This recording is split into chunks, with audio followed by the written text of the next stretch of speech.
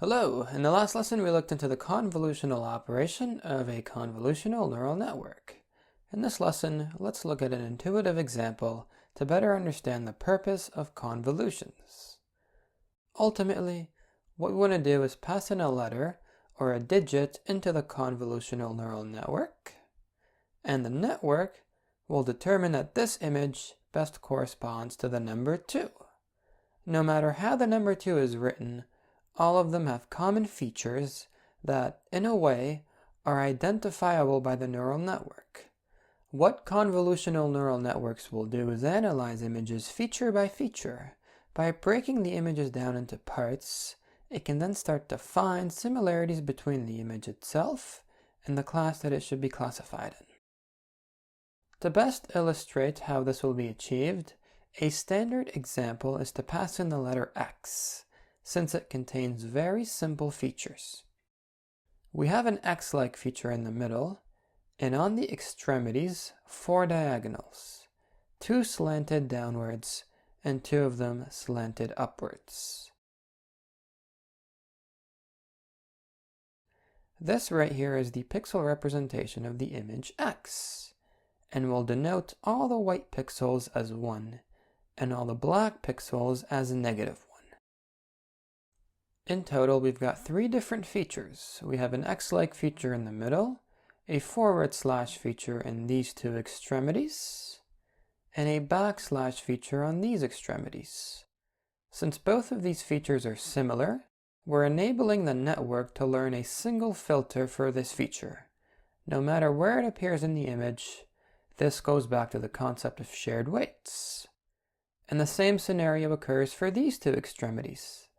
Accordingly, we're going to have 3 different filters, 3 different kernels in the convolutional layer, each kernel corresponding to a feature in the image. One for the /, one for the /, and one for the X. And as you already know, what we're going to do is convolve each filter over the entire image, hence the name, since each filter corresponds to a feature in the image. Let's look at just one of them for now.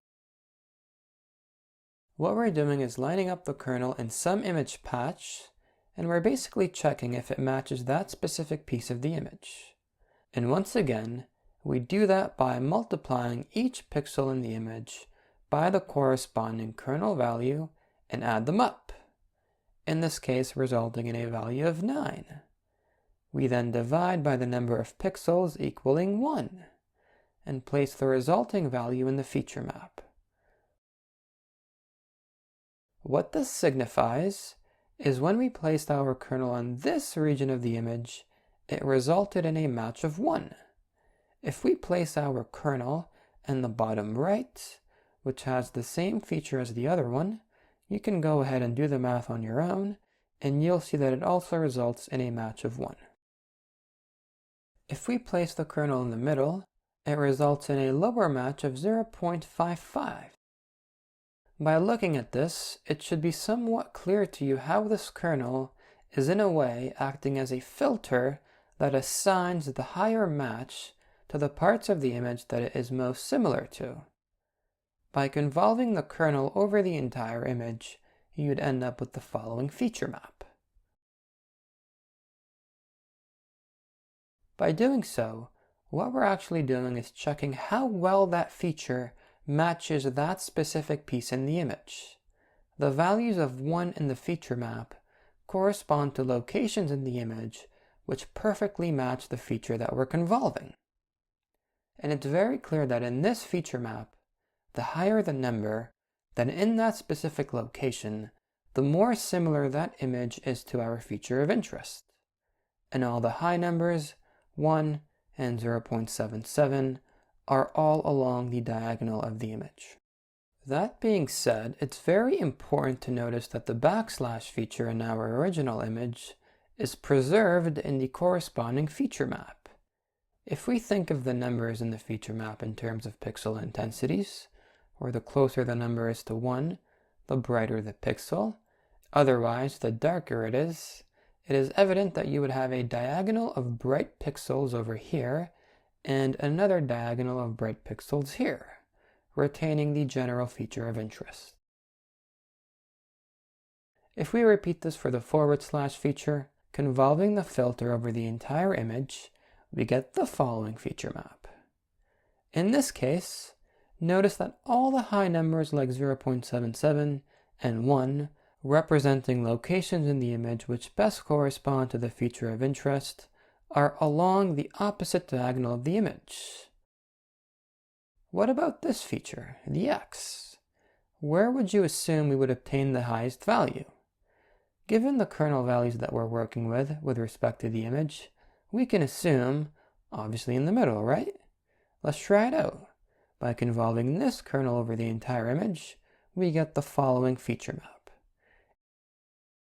And it is therefore clear that the highest values are the ones in the center of the image, since that's the location of the image that best matches that specific feature. If we can see the numbers above 0 corresponding to bright pixels, and negative numbers corresponding to darker pixels, then it's clear that the feature of interest is preserved in the feature map. So far, the feature maps obtained from each respective kernel convolution is consistent with what we were expecting. Okay, what happens next?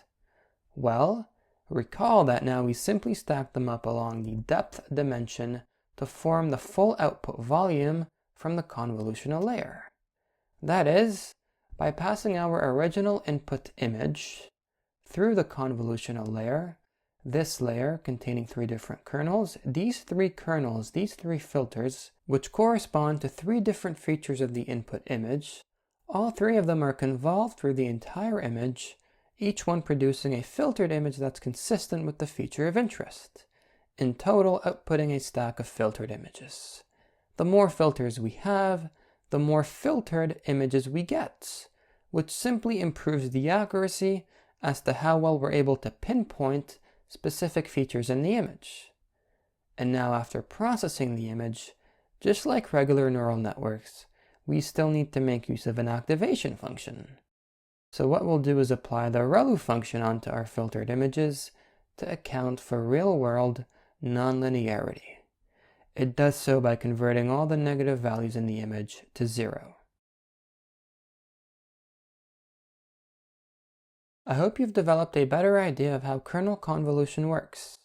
It simply helps us filter out specific features from the image, resulting in a stack of filtered images, where the ReLU function is then applied to account for nonlinearity. After applying the ReLU function, the filtered images can now be processed in the pooling layer. Let's talk about that in the next video.